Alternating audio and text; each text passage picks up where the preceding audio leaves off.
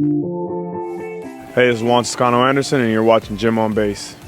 Welcome back to another episode of the Gym on Base show. We're here in Santa Cruz with great Juan Toscano-Anderson, and it's good to see you. Thanks for coming on the show. Thank you for having me. I appreciate you saying the great. That's pretty dope. Thank you. Well, it's good to see you. You're here with the G League United. So how did that opportunity come about? I was invited. Definitely took the initiative to come and be a part of this. Play some games, play at a competitive level, go see the world. So it's what I like to do. I love to travel, so I thought it was a great opportunity. And it's great to see you here, too, because obviously you're from the Bay Area, played on the Warriors. You played here with the G League team, too, right? So you're kind of in your old stomping grounds. Yeah, I mean, Santa Cruz was a place I once called home. I would still consider it a place I could still call home. Have a lot of relationships that I've nurtured and built over the years that I, still keep in touch with those people. And, the fans, they really embrace me here. I love it here. It's cool. Santa Cruz is a nice place. And I am curious, since you grew up in the Bay Area, played on the Warriors, are you still living here? Have you been here recently in the Bay somewhere? Or? No, I don't. I spend a lot of my time in Mexico, Phoenix a little bit, LA a little bit. So I don't really spend too much time in the Bay Area at the moment, but looking to come back home soon. Hopefully within the next 2 or 3 years, buy a home here and figure out what's next. Well, another cool thing, too, is you play on a few different teams besides the Warriors, and it's got to be kind of neat in a way. You've always been staying on the West Coast. That's got to be good for the family, right? Yeah, I mean, I've gotten 3 teams in California: Lakers, Warriors, Kings. Just got to get the Clippers to, knock them all down. But I've been pretty lucky. I went to the Midwest for college. Didn't really enjoy that experience from a weather standpoint. I'm not a cold guy. I love, the heat. I love, easy access to the beach and the water and stuff. So I've been pretty lucky. In this career, you could be anywhere in the world. So I've been pretty thankful that I've been able to stay close to home. And playing by the beach too, right? Good cool off. Yeah, for sure. I mean, that's what makes Santa Cruz so special. For me, the beach is like number one on my list. It's extremely therapeutic. I enjoy the water. This is perfect. And another surreal thing about playing for the Warriors, being from the Bay, obviously it was sad that Al Attles recently passed away. Yeah. And while I was getting ready for this interview, I was told that you might have had Mrs. Attles as a teacher growing up. Is that true? Or? Yeah, she was my 3rd grade teacher. She actually put me in Warriors basketball camp, was like my introduction to like organized basketball. So she really helped me kind of find my way in this, after I went to Warriors camp. That was just like a different than what I was used to, right? Like playing out at the park and then, the street and stuff. Just seeing that type of environment. Obviously, we were kids, but like just more competitive environment, organized, understanding the game and stuff like that. So that kind of just like enlightened me and opened my mind to like, wow, this is what, this is about. Well, did Al ever come by the classroom, like for show and tell type thing, or? Nah, she kind of kept those separate, but I still have a standing relationship with the Attles family.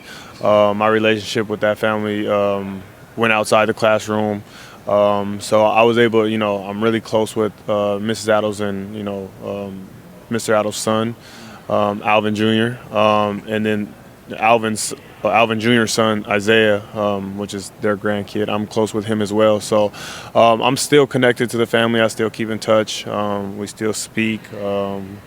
They stay connected to my mom as well. So they're pretty much like family now. That's awesome.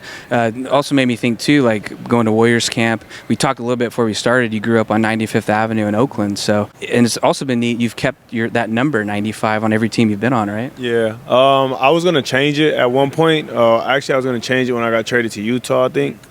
But I just kept it. I think it's kind of like become like a little trademark of mine. There aren't many 95s out there. I think there's maybe like 1 or 2 in the league, maybe, if any. So it's just something that, when people see that number, it kind of correlates to my name a little bit. So I wanted to keep that, especially in this business where there's just so much stuff going on, so many players, so many stories, so much content. You kind of just want to stay in your niche, stay in your bubble, So I kept it. I'm always going to be from 95th. That's never going to change. So just, ride off into the sunset with that number. That's my plan. And you've grown up, playing in the league. Now you're a veteran guy, and you're also a dad now, so you're doing the dad life. Yeah, dad life is amazing. People always ask me like what it's like, and it's inexplicable. I mean, it's just it's a newfound life. Emotionally, spiritually, intellectually. Like you just look at everything different. My perspective on everything's different. I've gained so much more patience, and then like it just gives me more purpose. So that's the best thing I could have ever done is become a dad. So I'm thankful that my son chose me to be his dad. And like you said, you have a boy. Yep. How old is he? I see him in the Instagram world. He'll be 1 in a couple of weeks. So, I mean, it goes fast. People always say it goes fast, enjoy the moments. And you don't really realize that until, like, you're laying in bed one night and you're looking at pictures from when your kid was 3 weeks old. And it's bittersweet because, like, you're happy that your kid is healthy and growing, but it's sad because, like, you'll never get that person back, So you just got to enjoy it while you can.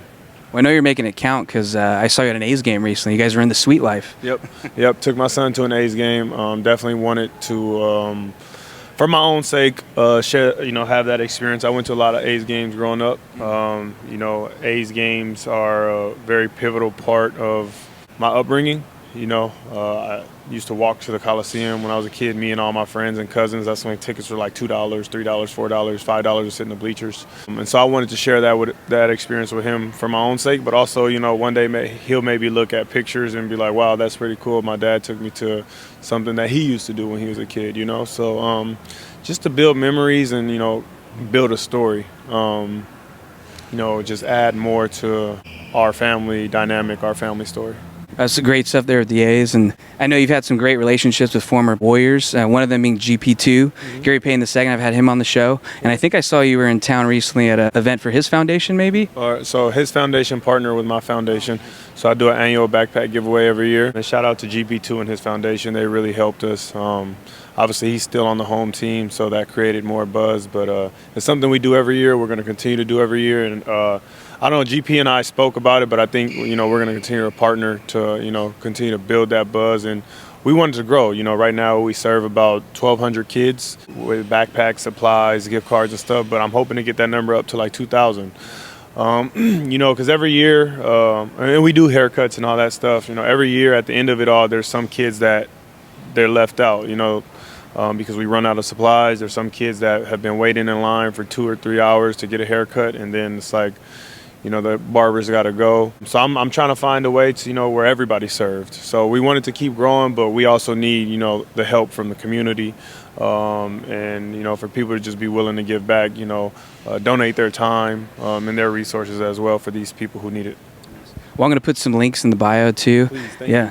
And I had Moses Moody on, and he had mentioned coming by and handing out turkeys on Thanksgiving. So we partnered with Moses Moody as well for Thanksgiving. Shout out to his foundation and his mother. She's the best. But yeah, that's one thing, regardless of where I am in the world, like I'm a real Warrior fan. I'm really from the Bay Area, and I don't ever want that to be, washed away. So I'm always just trying to stay in touch with the players who are still on the team, which they're all still my friends, my brothers. I talk to a lot of them very consistently, but they're the guys, right? When they're here, when you're on that team, I know what it means to be on the Warriors or what it means to the Bay Area. So they're the guys with all the notoriety and the popularity at the moment. So I try to bring them to be a part of what we have going on, just to continue to build that buzz. So I appreciate all of them for being a part of it. One thing that Moses Moody had said too is when he was the new guy, one of the rookies, you were the veteran that took him under your wing. So it's kind of cool to do. And who were the guys that maybe made an impression on you when you were the new guy? Well, that's dope. I appreciate Moses for saying that, because sometimes you don't know how much of an impact you're having on somebody. So I'm appreciative that he said that. But for me, I mean, all of the guys really Steph, Draymond, Andre. All of the older guys. I'm a little bit older, I'm 31, so I'm kind of like in between like the young guys and the older guys. But just from like a business standpoint and understanding like how to be a pro in this business or in the NBA, I really learned a lot from Dre. Me and Draymond, we talk all the time actually, from a business standpoint and just like off the court stuff. Andre, and then just as a whole, Steph, like he's always, his phone line's always open. he's always willing to give advice. So definitely the older guys, they helped me a lot. Sean Livingston as well, even though he wasn't playing when I was on the team, he was an executive. And that's somebody I really leaned on as well a lot, when I was in Golden State. Well, growing up in the Bay, then it made me wonder, because I'm a big diehard Warrior fan, who are your favorite teams and players growing up then? Obviously the We Believe team. My favorite players, dude, I'm a huge fan of those guys like Bob Sura, Brian Cardinal. Custodian. Yeah, Eric Dampier. Guys that people don't know about. Mookie Blaylock, Speedy Claxton, Larry Hughes, Antoine Jameson. All those guys, I love those guys. Jason Richardson, obviously, he's a GOAT in my eyes. They're just all special to me because like I said, and I'm going to keep saying, I'm a real Warriors fan, That's my team. That's always been my team. So, and it's just kind of funny now because now that I'm in the business and then when I go to play for other teams, people are like, oh, you can't cheer for that team. It's like, I know. But, when I step away from, being a player, that's my team. So the We Believe team and then all those earlier teams, when we weren't very good, but we still competed every night. So. You remember if they scored 100 points, everyone got a free chalupa. Yeah, exactly. So that was always a good time. Well, my first Warriors jersey as a fan was Antoine Jameson. Okay. So who was your first jersey, or maybe player signature type shoes? Anything stick out for you? From the Warriors or just in general? Just in general. Allen Iverson was my first jerseys, I believe.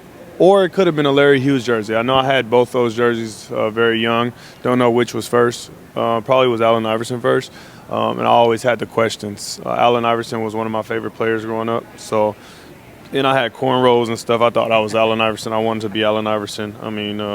He's an icon, more than just a player. So, but Larry Hughes as well. That was somebody I really loved and looked up to. And I love having people on talking about music too. I'm a big music guy. So, what kind of music are you into? And who was your first concert, or maybe a memorable show that you loved?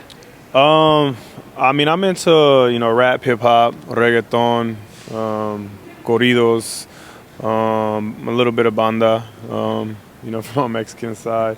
Starting to get into house music a little bit. Yeah, house music is pretty cool. My favorite artist at the moment is Rex Life Raj. I don't know if you're familiar. He's from Berkeley.